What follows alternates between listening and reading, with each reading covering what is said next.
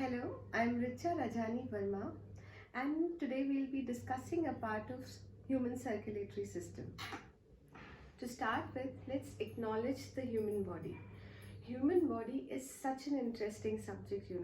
So it acts like that workplace which has so many workers, machines, and then there's a powerhouse, there's a networking inside.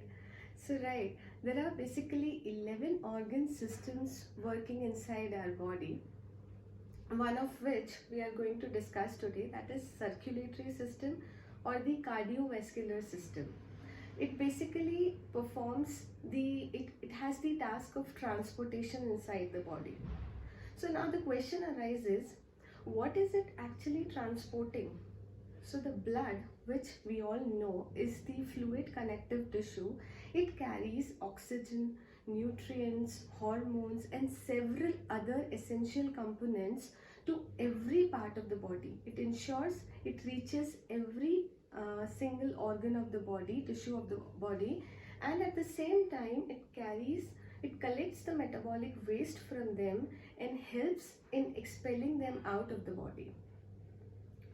Now the blood, how is it getting transported inside the body? So what are the agents or what are the transporters which are doing so?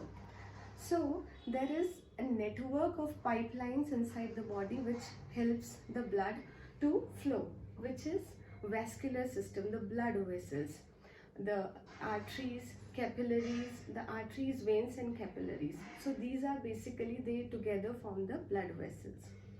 Now the last but not the least component of the circulatory system, that is the heart. It is actually the key or the center organ of the circulatory system which helps to pump the blood inside the body. Okay, so now if we want to look at the human circulatory system, that was just a brief about it. Now if we look at the circulatory system in a nutshell, it would be like the human circulatory system could be explained as the network of arteries, veins and capillaries that provides nutrients, oxygen, hormones and other essential components to every part of the body, and also collects the metabolic waste from them, filters it and helps to excrete or expel them out of the body. Okay. So next we are going to look at the very important, very crucial part of circulatory system, that is double circulation. So I'll be just briefing you about it quickly. Double circulation, as the name suggests, means double, twice. So it is that part of the system in circulation where the blood flows inside the body twice.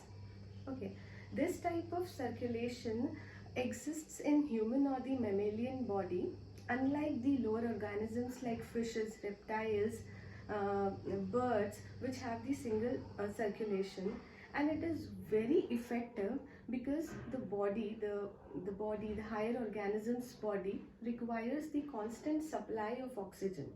So it firstly ensures that each and every tissue and organ gets the oxygenated blood, and secondly it makes sure that it does not get mixed up with the deoxygenated blood. When I say oxygenated and deoxygenated, I mean oxygenated blood is the blood which is carrying oxygen in it, and deoxygenated is the one which is carrying the carbon dioxide. So I'll be showing you a diagram of her heart, not in detail but just the diagram which is required for our double circulation. I hope it is clear, or I'll just bring it a little near. So as we can see, this is the heart with 2 sides and 4 chambers, that is right atrium and right ventricle on the right side, and left atrium and left ventricle on the left side, which are separated by tricuspid and mitral wall respectively. So what is happening in the double circulation? So this is the most simplest diagram we could ever get to get the idea of double circulation.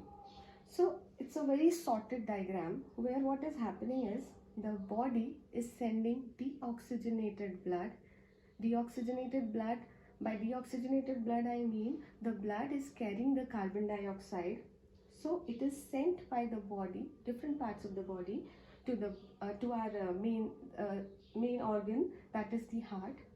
Heart is pumping that deoxygenated blood through the right side it is getting transported to the lungs.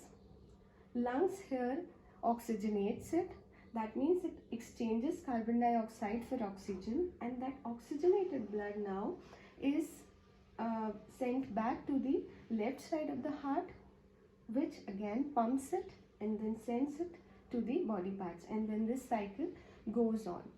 Now if we look at the more refined diagram, where there are parts, there are like veins and arteries which are carrying the blood, it would be like, as I told you earlier, that the body organs, they send the deoxygenated blood, the blood which is carrying the carbon dioxide, through vena cava, and it reaches the right atrium of the heart, and passing through the right ventricle, it is pumped to lungs via pulmonary artery.